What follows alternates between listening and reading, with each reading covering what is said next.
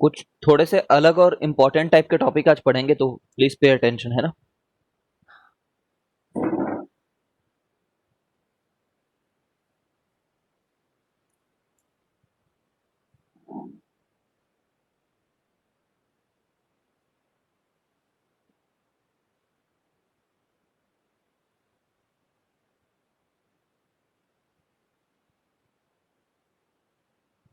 आशीष, कल तुम क्लास में क्यों नहीं थे भाई?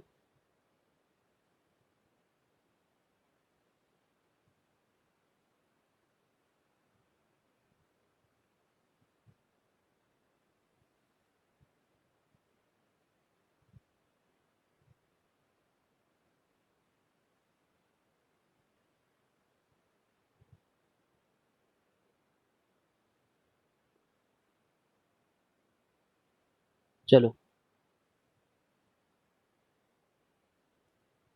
देखो कल म्यूचुअल इंडक्टेंस पढ़ रहे थे, उसमें ना एक छोटा सा टॉपिक रह रहा है।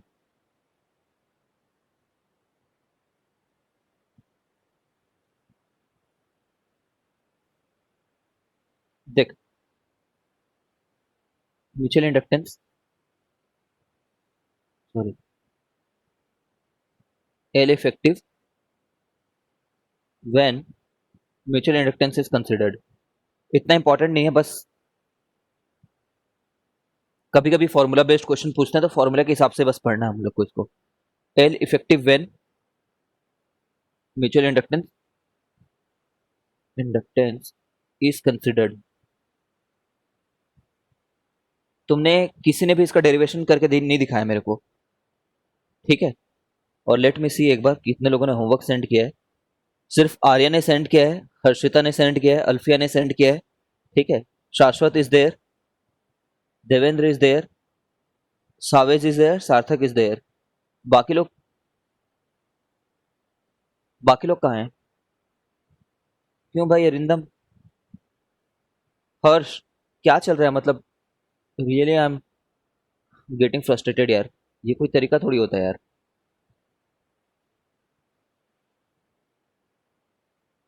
हाँ, सृष्टि भी की है। तुम्हारा दिख क्यों नहीं रहा पर यहाँ पे? बस बोल दे रहे हो, ऐसा तो नहीं है।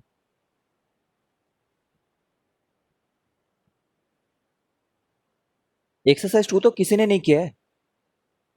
एक्सरसाइज 2 का तो किसी ने ही नहीं किया है। ऑलमोस्ट ऑलमोस्ट बोल रहा हूँ, कुछ लोगों ने किया होगा। I didn't check. ठीक, कुल मिलाकर के यार ऐसा है, देखो।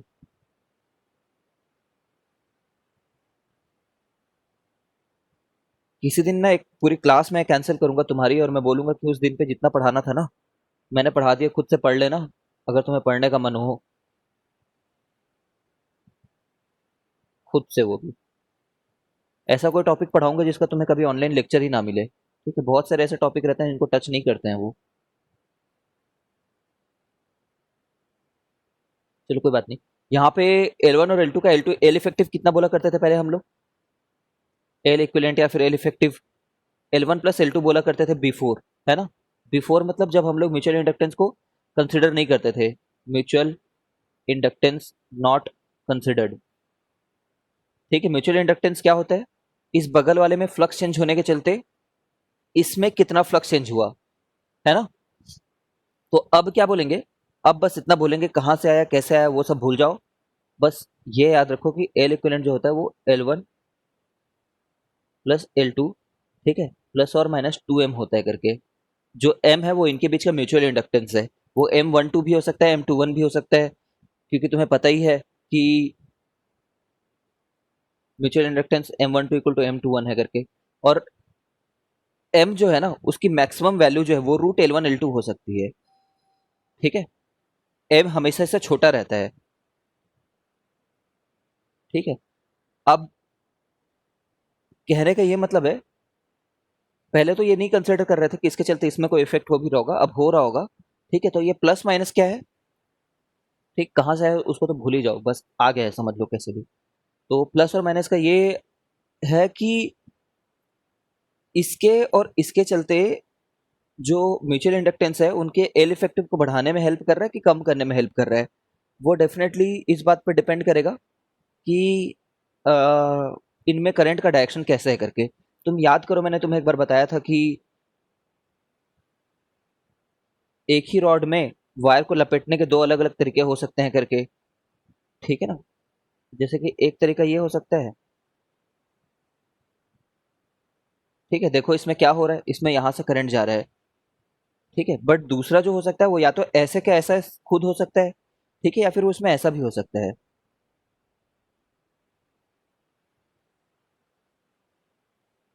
ठीक है, दोनों अलग अलग तरीके हैं अगर तुम समझ पा रहे हो तो, ठीक है। जैसे कि इस तरफ से देखो तो एक में तो तुम्हें एंटी क्लॉकवाइज दिख रहा होगा करंट, और एक में क्लॉकवाइज दिख रहा होगा। बता सकते हो किस में एंटी क्लॉकवाइज दिख रहा होगा? लाल वाले में। है ना, लाल वाले में एंटी क्लॉकवाइज दिख रहा होगा और इसमें क्लॉकवाइज दिख रहा होगा। तो दोनों में फर्क है ना, ये बात समझ रहे होगे तुम। Both are different things. ये हरा वाला खुद भी लाल जैसा भी लपेटा हुआ हो सकता था, ठीक है। इन एनी केस तुम समझ रहे हो कि there can be two arrangements, ठीक है, कैंसिल आउट वाला और एक सपोर्ट करने वाला, दो तरीके हो सकते हैं। तो अगर जो हमने अरेंजमेंट यहाँ पे बनाया है ना, तो यहाँ पे जो एम है ना, उस वैल्यू को अपन नेगेटिव ले लेंगे, ठीक है। बस याद रखते रहो, ऐसे ही इसको नेगेटिव लेना ही है, इतने डीप में कभी नहीं पूछने वाला है जेई जा करके, ठीक है, बट फिर भी हम लोग समझ रहे हैं, मतलब देख रहे हैं कि किस केस में नेगेटिव लेना है करके, ठीक है। वो बस ये पूछते हैं कि मैक्सिमम वैल्यू कितनी होगी इंडक्टेंस की करके, है ना। और ये मैक्सिमम वैल्यू है इस चीज की, under root L one L two की। अगर तुम डायमेंशनली देखो तो ये सही बात है, ये एल वन एल टू, क्योंकि इंडक्टेंस जो हुआ करता था ना, वो ये हुआ करता था mu not N one square into volume, है ना, और एल टू क्या हुआ करता था, mu not N two square into volume. तो डायमेंशनली तो सही बात है ना कि उतने दूर तक जा सकता है, मैक्स टू मैक्स, मैक्स, समझ गए होगे। Mu not N one N two आ रहा है ना, और वी आ रहा है, तो यही लिखा है हमने, ठीक है। तो इतना दूर, अब ये मैक्स क्या चीज है भाई, मैक्स क्यों? क्योंकि ये दोनों अलग तरीके से भी ओरिएंटेड हो सकते हैं। कितने लोग इस बात को रिकॉग्नाइज कर रहे हैं? ओरिएंटेशन या तो परफेक्टली ऐसा हो सकता है कि इसका पूरा फ्लक्स सामने वाला देख पा रहा हो, या फिर हल्का सा, अब मैं इसको बना नहीं पा रहा हूँ, तुम समझ रहे हो, है ना, मतलब इसके और इसके बीच में हो सकता है हल्का सा। ये तो परफेक्टली ऐसा केस हो गया जिसमें म्यूचुअल इंडक्टेंस जीरो हो गई, समझ रहे हो ना, ठीक है। बट थोड़ा सा इंक्लाइनेशन अलग भी तो हो सकता है। एक केस हम जानते हैं, एक ये वाला केस, जिस केस में कंप्लीटली, इस वाले केस में वैसे नेगेटिव लेना है हमको, ये बता दूं, है ना, अगर ऐसा सा हो तो आई थिंक तुम समझ गए हो। इस वाले केस में, ये वाले केस में हमें मैक्सिमम नेगेटिव मिलेगा, इस वाले केस में परफेक्टली जीरो मिलेगा, ठीक है। ये जीरो केस है, ये मैक्सिमम नेगेटिव केस है, ठीक है। और मैक्स पॉजिटिव केस कब रहेगा, ये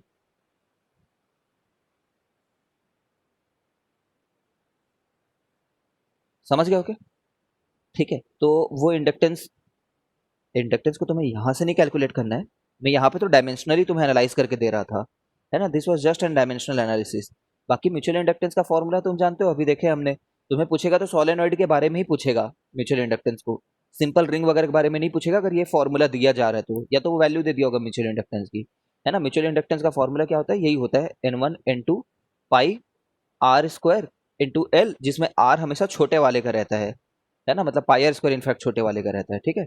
ये पूरा जो एरिया है छोटे वाले का,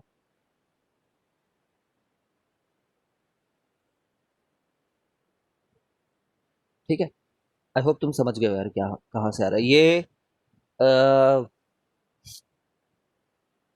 अगर तुम सोच पा रहे हो तो under root L one plus under root L two का होल स्क्वायर है, ठीक है। ऐसा करके थोड़ा सोच सकते हो, वहां से कहीं से आता होगा ऐसा सोच सकते हैं, बाकी no need to understand this thing. यहाँ पे जो डायग्राम बनाया है, आई होप तुम समझ गए हो, कोई डाउट हो तो पूछ सकते हो। पैरेलल में ऐसा होता है, इसको भी अगेन याद रखना है कंप्लीटली, जब तक एग्जाम नहीं हो जाता। एल वन एल टू, ठीक है, minus M square upon L one L two, ठीक है, प्लस और माइनस एम, ठीक है। इतनी सी बात है इसमें, और कुछ पीएचडी नहीं करनी है। इसमें भी तुम्हें पूछेगा कि मैक्सिमम कब होगा करके, ठीक है, ऊपर में हमेशा माइनस रहता है, ये बात याद रखना, नीचे में माइनस प्लस दोनों आ सकते हैं। तो तुम्हें डिपेंडिंग ऑन कि मैक्सिमम कब होगा मिनिमम कब होगा, इस साइन को लेना है।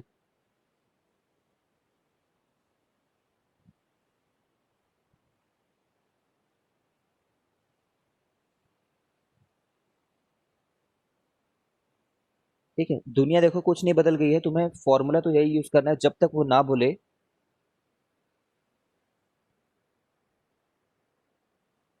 हाँ, दूर रहेंगे तो म्यूचुअल इंडक्टेंस का असर नहीं होगा। दूर रहेंगे तो म्यूचुअल इंडक्टेंस नहीं कंसिडर करना है। जब तक वो ना बोले म्यूचुअल इंडक्टेंस को, जब तक उसने ना कोई डेटा दिया हो ना कुछ भी दिया हो, तब तक तो ये फॉर्मूला यूज करना है।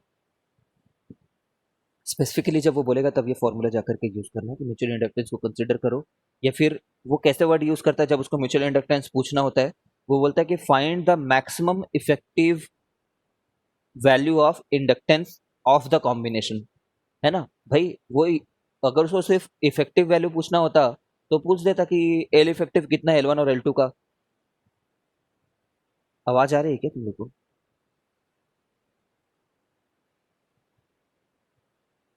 हाँ सर, आ रही है। ये आशीष पता नहीं कॉल क्यों कर रहा है।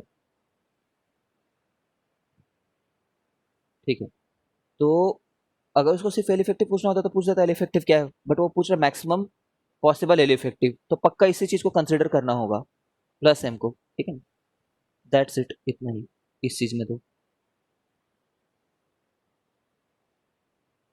फिर और क्या पढ़ना है?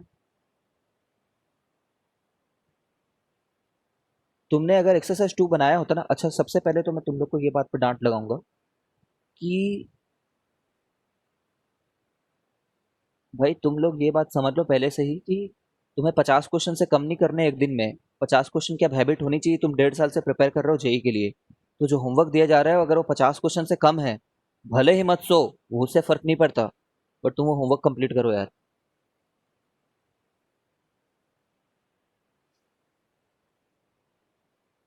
कुछ सॉल्व एग्जांपल्स देख रहे हैं सब लोग। अगर तुम में से किसी ने भी पूरे 17 क्वेश्चन बनाए होते ना सेकंड वाले के, तो पक्का तुम ये वाला एग्जांपल कर लियो, मतलब डाउट पूछे ही होते ये वाला।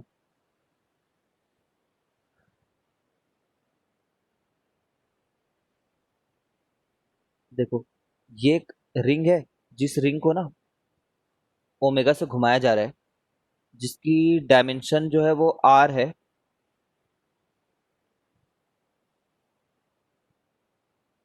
ठीक है, क्वेश्चन क्या है? अच्छा ओके, ये ओमेगा से घूमने वाला है। ठीक है, अभी इसको रहने देते हैं, उसको हटाते हैं, अभी वो नहीं है मान लो।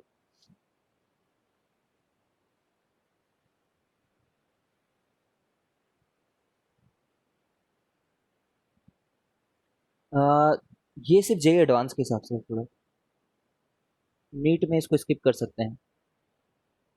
फिर भी देखते रहो ताकि तुम्हारा कॉन्सेप्ट सुधरे, तुम ना समझो तो कोई बात नहीं।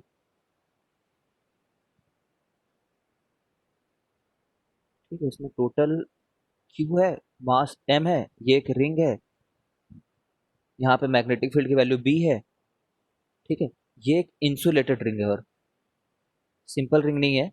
The very key important keyword is this is a insulated. वो ये क्या हो रहा है?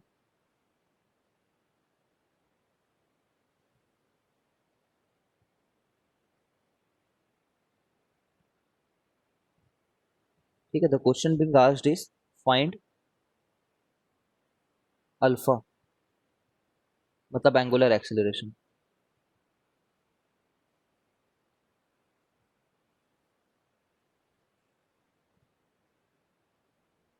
Second, find omega after 2 second. तो याद करो, मैंने तुम्हें शुरू में बताया था कि ऐसे रिंग्स वगैरह जो होते हैं वो घूमते हैं सर्टेन केसेस में, सर्टेन केसेस में नहीं घूमते हैं। तो अपन उस चीज को अभी देखेंगे कि यहाँ पे क्या ये घूमेगा या फिर नहीं घूमेगा। ठीक है, तो देखो क्या हो रहा है कि यहाँ पे रिंग इंसुलेटेड है, रिंग के अंदर में प्रोटॉन होंगे क्या? अगर इंसुलेटेड दे रखा है तो रिंग के अंदर में क्या प्रोटॉन और इलेक्ट्रॉन होंगे if it is given insulated? नहीं। क्यों नहीं होंगे भाई, हमेशा होंगे। कोई ऐसा मेटल ला सकते हो भाई जिसमें कोई भी ऐसा मटेरियल ला सकते हो जिसमें प्रोटॉन और इलेक्ट्रॉन ना हो? होंगे ही। ही नहीं ठीक होंगे। है, इलेक्ट्रॉन्स में। हाँ, फ्री नहीं होंगे, बाउंडेड होंगे। और इंसुलेटेड बोल रखा है तो अच्छे खासे बाउंडेड होंगे करके मानना है, ठीक है। तो तुम समझ रहे हो कि अच्छा बी की ना एक्सप्रेशन लिख दूं, वो तो लिखनी नहीं मैंने। B is given from this formula, इसमें मान लो बी नॉट टी, ठीक है। ये फॉर्मूला दिया हुआ है, देख लो, ठीक है ना, पूछना मत। मतलब बी चेंज हो रहा है ना, अगर बी चेंज हो रहा है तो क्या होगा, ई आएगा, है ना। बी चेंज नहीं होता तब तो आता ही नहीं, तो बी चेंज होने के चलते ई आएगा।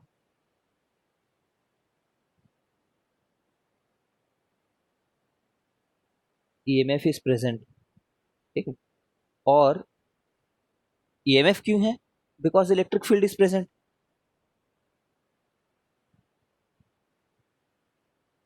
अब तो समझ गए होगे इस बात को कि भाई इलेक्ट्रिक फील्ड तो रहता है। तो पहले के जो इलेक्ट्रॉन्स थे बिफोर, उनमें अगर इस वाले को लेटस से किसी एक डायरेक्शन में फोर्स लगता था, तो उतना ही फोर्स पहले प्रोटॉन को भी लगता ही था। तो रिंग ओवरऑल कहीं मूव नहीं करती थी बिफोर। एक मिनट ना,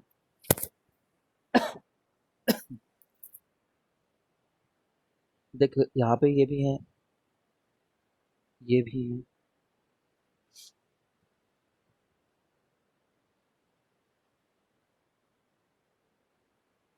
एक मिनट रुकना, ऐसे बोल दो, इन कंडक्टिंग रिंग्स विदाउट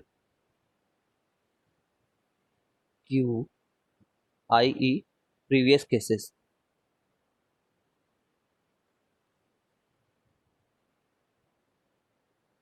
मतलब अभी तक इस चैप्टर में जो पहले केसेस पढ़ रहे थे, उनमें और अभी में क्या फर्क है ये देखना चाह रहे हैं।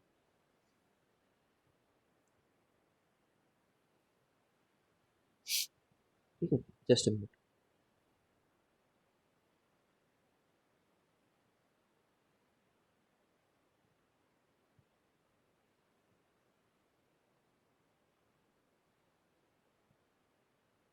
सबसे पहले सिर्फ इलेक्ट्रॉन को देख लो। अच्छा, इसमें किधर रहेगा ईएमएफ का डायरेक्शन बताओ, करंट किधर जाएगा इसमें, क्योंकि इसमें ये बढ़ रहा है, तो अंदर वाले लोग बढ़ रहे हैं तो अंदर वालों को पॉइंट कम करना है, ठीक है ना। तो ऐसे करके करंट फ्लो होगा, ठीक है। ये करंट का डायरेक्शन रहेगा। I hope everyone is with me on this. तो अगर ये करंट का डायरेक्शन है, मतलब इलेक्ट्रिक फील्ड का भी यही डायरेक्शन रहेगा, क्योंकि इलेक्ट्रिक फील्ड पॉजिटिव चार्जेस के फ्लो के डायरेक्शन में रहता है, ठीक है।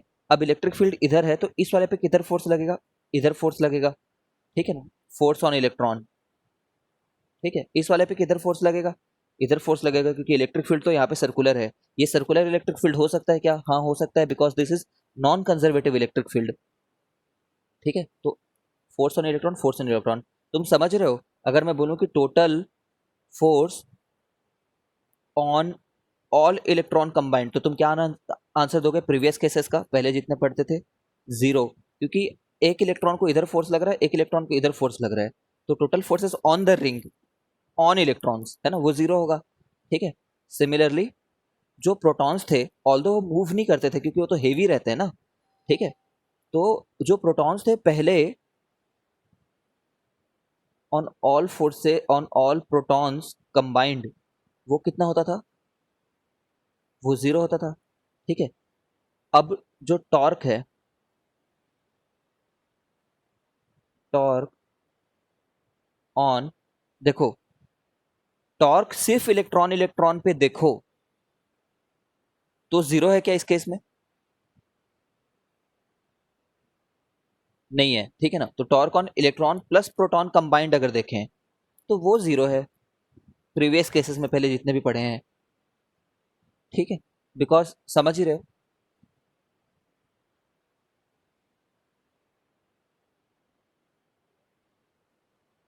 यहाँ पे डायरेक्शन मैंने फोर्स का उल्टा बना रखा है इसको।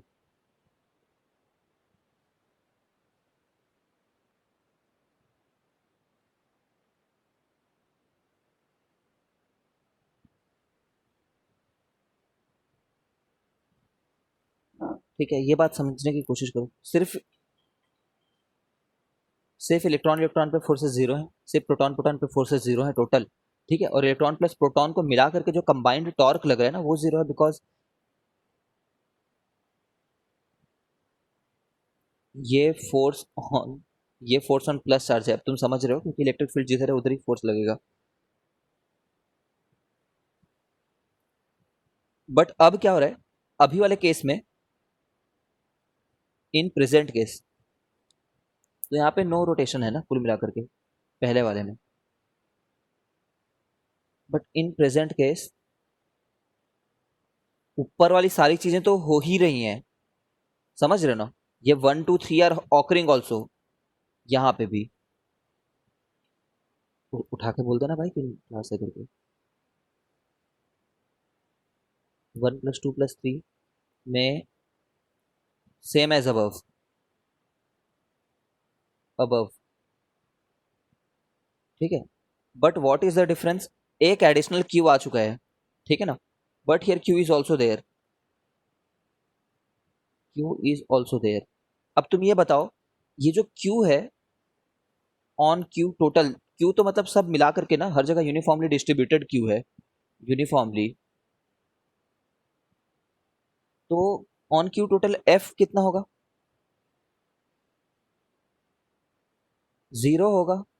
Total force on the ring, क्योंकि प्लस क्यू चार्ज को, ये जो क्यू एम्बेडेड है कहीं बाहर से ला करके रखा गया है, उस पे अगर ऊपर वाले पे इधर फोर्स लग रहा है, तो क्योंकि इलेक्ट्रिक फील्ड सर्कुलर है तो इधर फोर्स लगेगा नीचे में।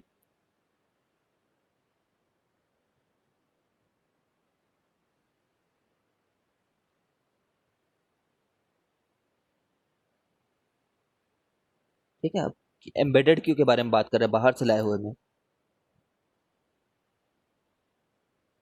है ना। इलेक्ट्रिक फील्ड ऐसी थी हमारी, जान रहे हो तुम। तो इस पे इधर F = QE, मतलब कैपिटल क्यू ही नहीं, मतलब कोई स्मॉल क्यू ही, टोटल सम उसका क्यू है, टोटल क्यू है।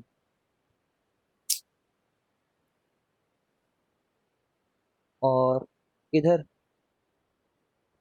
तो यहाँ हियर ये तो हो ही रहा है ना।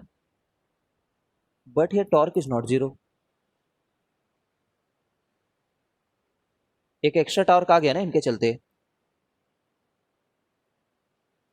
ठीक है ना। क्योंकि वहां पे इलेक्ट्रॉन के टॉर्क को काउंटर बैलेंस कर दे रहा था प्रोटॉन वाला, यहाँ पे इलेक्ट्रॉन की को काउंटर बैलेंस कर रहा है प्रोटॉन वाला। बट उसके अलावा एडिशनल क्यू चार्ज है, जिनको बैलेंस आउट करने के लिए कोई माइनस क्यू चार्ज उसको नहीं दिया गया है, ठीक है। नहीं समझ में आ रहा है तो कुछ, ठीक है। तो ये torque on Q is not zero, और वो कितना है, it is very much evident from the diagram only. एक आखिरी बार मैं डायग्राम बना दे रहा हूँ। यहाँ पे अगर कोई डी क्यू चार्ज होता छोटा सा, ठीक है, तो उस पे फोर्स होता डी क्यू ई। कोई बता सकता है कितना है टॉर्क, कपल के हिसाब से ले लेते हैं, ठीक है ना। तो जो टॉर्क होगा वो होगा F × R, मतलब यहाँ पे तो सभी लोग एक ही तरीके से कंट्रीब्यूट कर रहे हैं ना, ठीक है। तो डी क्यू इंटू, अब छोटा सा टॉर्क यहाँ पे, क्योंकि छोटा सा ये ले रखा है, D × R है हमारे लिए इस केस में, है ना, कपल के हिसाब से देखे। अब इसको इंटीग्रेट करना चाहोगे तो मैग्नीट्यूड ऑफ ई तो कांस्टेंट है, क्योंकि सेंटर से बराबर दूरी पे है, ठीक है। तो वो ई और 2R तो पहले ही बाहर आ गए थे, ठीक है। और डी क्यू का जो टोटल है वो क्यू आ चुका है अब, ठीक है। ये अब ई कितना है, ई को जानते हैं, R/2, dB/dt रहता है ये, ठीक है ना। ये ई हुआ इतना बड़ा चीज, this is E, 2R × Q, ठीक है। अब dB/dt इस वाले प्रेजेंट केस में कितना है, B0 है आई गेस, है ना। B0 था ना, क्योंकि B0 t लिए थे, ठीक है। तो dB/dt B0 हो गया, तो ये आंसर आ रहा है, 2 कट भी चुका है, ओके। B0 Q R², सही है।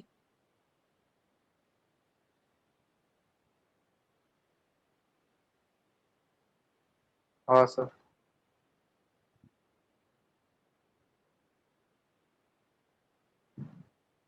ठीक है, एक छोटी सी गड़बड़ है इसमें कैलकुलेशन में।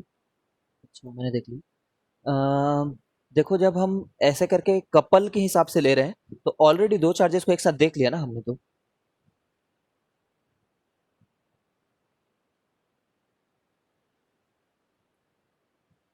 ठीक है, तो ये गड़बड़ है ना यहाँ पे, इतना इसका जस्ट हाफ वैल्यू आएगा। देखो ऐसा सोच लो कि सभी के torque without looking eight couple समझो यहाँ पे, तुम समझ गए मैं क्या कहना चाह रही हूँ। देखो अगर यहाँ पे 2r रखोगे ना यार, तो यहाँ पे जब तुम e और 2r को बाहर लेकर के आओगे और तुम इंटीग्रेट कैसे कर रहे हो, साइमल्टेनियसली ऊपर नीचे वाले को एक साथ इंटीग्रेट कर रहे हो। ठीक है, जिसका देखने में तो ऐसे यहाँ पे dq लग रहा है, बट तुम्हें हाफ ऑफ द को इंटीग्रेट करना होगा ना अगर तुम कपल के हिसाब से ले रहे हो तो। ठीक है, तो यहाँ पे कैलकुलेशन में क्रॉस एरर है मेरे साइड से। ठीक है, तो without looking at them as a couple हम लोग सीधे क्या कर लेते हैं, एक एक फोर्स के टॉर्क को देख लेते हैं चलो। ठीक है, इस सिर्फ फोर्स के तो कितना रहेगा वो, डी क्यू इंटू ई, तो वहां पे फोर्स है और वो डिस्टेंस वो आर है। हाँ अब इसको इंटीग्रेट कर सकते हैं पूरा, कि यहाँ पे डी क्यू का इंटीग्रेशन ये आएगा करके। अब ई जो था वो R by two D B by D T था। ठीक है ना, अब आर है वो आर ही है, क्यू क्यू ही है, D B by D T B naught था, तो B naught Q R square by two आएगा आंसर।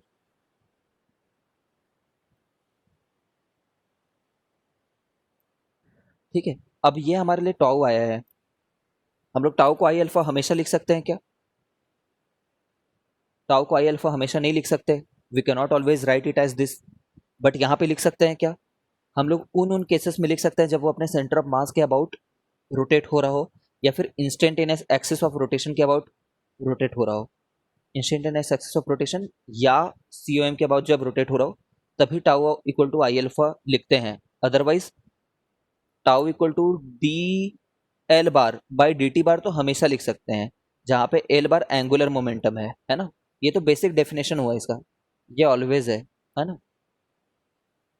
बट यहाँ पे लिख सकते हैं because it will be rotating about its centre of mass, because it is very free to rotate, जो भी फ्री टू रोटेट होता है अपने सी के अबाउट रोटेट होता है। तो यहाँ पे इसका आई कितना होगा बताओ, कैसे रोटेट हो रहा है ये, ऐसे ही रोटेट हो रहा है ये वाला तरीके से। ठीक है ना, बिकॉज टॉर्क ही ऐसे पड़ रहा है, तुम देख पा रहे हो ये इधर ऊपर वाला इसको इधर ले जाना चाह रहे हैं, नीचे वाला इधर ले जाना चाह रहे हैं, तो इफेक्टिवली ऐसे घूमेगा ये।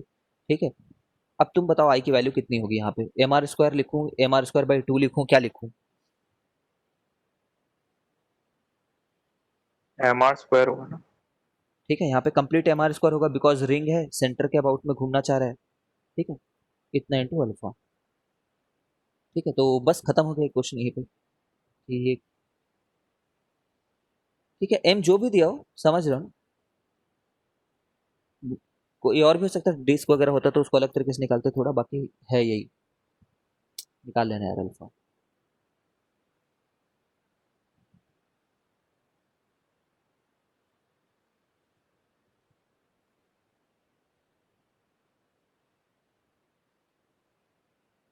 ठीक है, अब क्या करेंगे हाँ अब ये पूछा था कि ओमेगा आफ्टर 2 सेकेंड्स।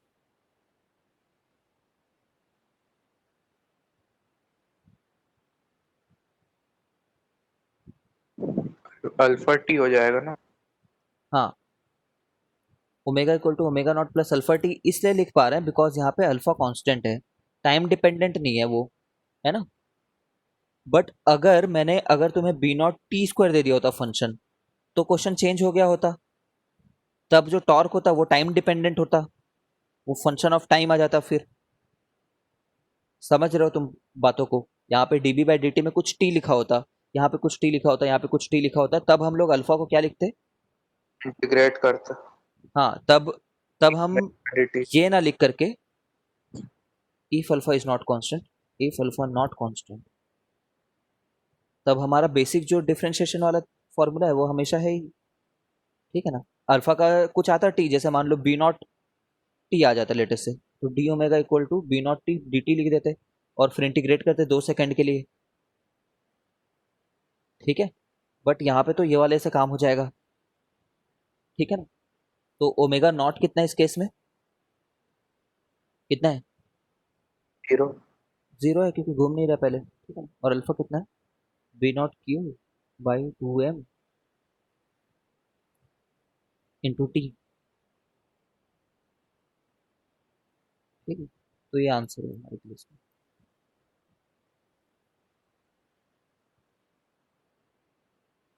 ये क्वेश्चन हवा नहीं लगता है, अगर किसी ने तैयारी नहीं कर रखी है ना, तो पता ही नहीं चलता कि सच में घूम रहा है, कैसे घूम रहा है, क्यों घूम रहा है, कब नहीं घूमेगा, कब घूमेगा।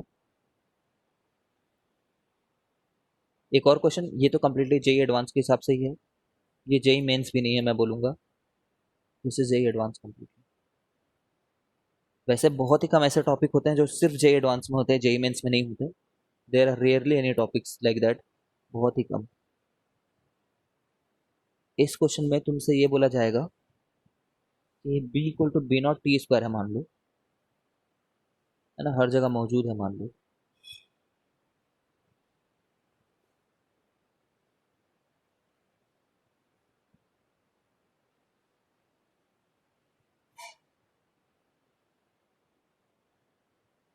और यहाँ पे एक रॉड है, दिस रॉड, जो कंडक्टिंग रॉड दे रखा है क्वेश्चन में।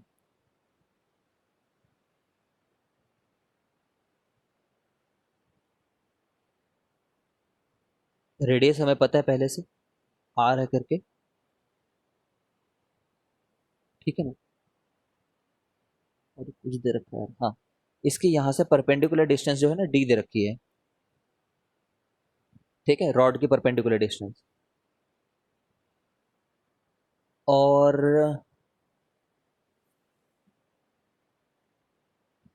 इस पॉइंट का नाम पी दे रखा है, इस पॉइंट का नाम क्यू दे रखा है, क्वेश्चन में पूछा हुआ है find VP minus we Q. ये कुछ घूम वगैरह कुछ भी नहीं रहा है, ठीक है ना, इट्स नॉट रोटेटिंग।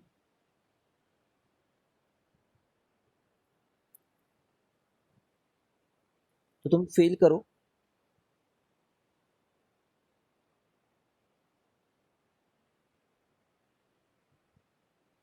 सोचो एक बार, ईएमएफ आ भी रहा होगा, क्या आएगा, कितना बनाएंगे, कैसे बनाएंगे, जस्ट थिंक अबाउट इट।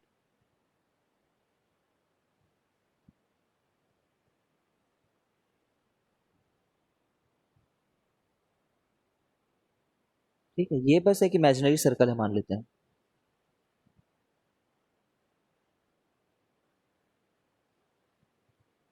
ठीक है, इंसुलेटर सर्कल, इमेजिनरी सर्कल, कुछ भी मान लो। कंडक्टिंग रॉड नहीं है ये सर्कल जो है।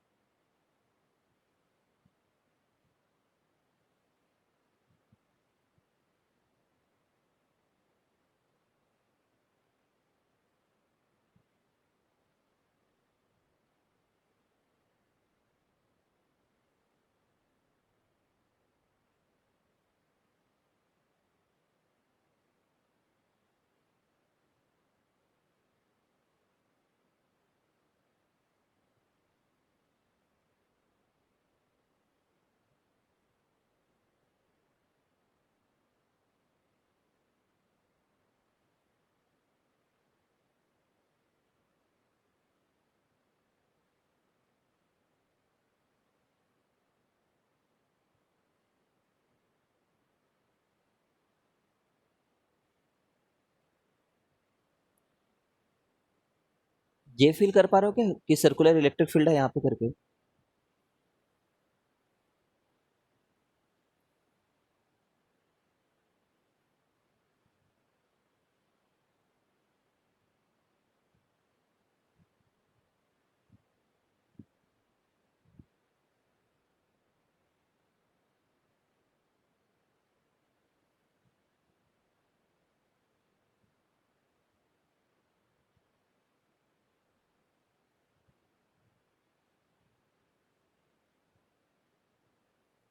देखो क्या हो रहा है, ट्राई करते हैं इसको सॉल्व करने का। इलेक्ट्रिक फील्ड तो ऐसे रहती है ना यहाँ पे, सर्कुलर एंड कंसेंट्रिक। ये कैसे इलेक्ट्रिक फील्ड है? Due to changing magnetic field जो आ रही है वैसी वाली है।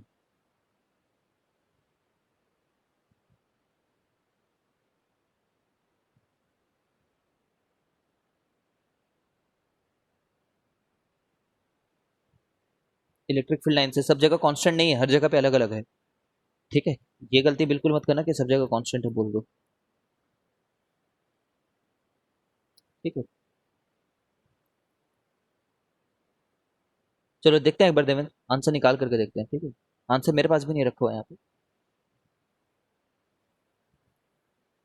देखो ऐसा हो रहा है, एक और डायग्राम बनाता हूँ, ये तो तुम्हें दिखाने के लिए था।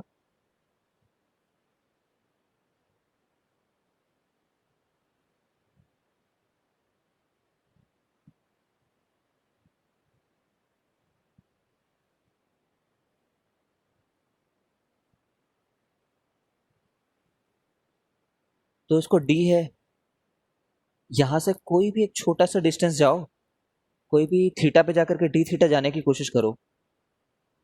ठीक है, थोड़ा बड़ा बनाता हूँ, रुको जस्ट मिनट।